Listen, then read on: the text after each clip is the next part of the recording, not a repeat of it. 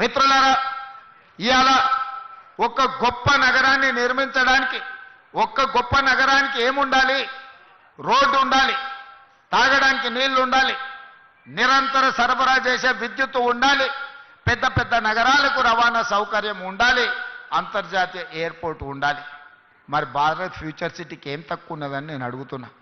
ఇవాళ భారత్ ఫ్యూచర్ సిటీకి అంతర్జాతీయ ఎయిర్పోర్ట్ శంషాబాద్లో లేదా? కూతవేటు దూరంలో.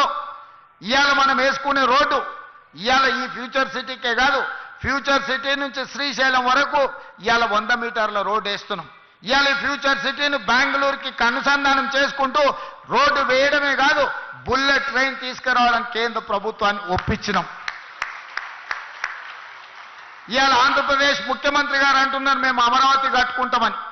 ఆ అమరావతికి అనుసంధానం చేసుకుంటూ మచిలీపట్నం పోర్టు ఒకప్పుడు నిజాం ఉన్నప్పుడు మనతో ఉండేది.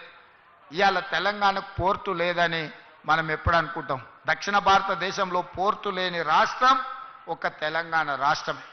అందుకే ఈరోజు పోర్టు లేని బాధను తీర్చడానికి మీ ఫ్యూచర్ సిటీ నుంచే, మన ఫ్యూచర్ సిటీ నుంచే మచిలీపట్నం పోర్టు వరకు dedicated green field national highway 12 lanes రోడ్డును వేసి భవిష్యత్తులో ప్రపంచాన్ని దిగుమతి చెయ్యాలన్నా, మన పరిశ్రమలలో ఉత్పత్తి చేసే వస్తువులను ప్రపంచానికి ఎగుమతి చేయాలన్నా మచిలీపట్నం పోర్టుకి ఈరోజు కనెక్టివిటీ ఫైనల్ అయింది.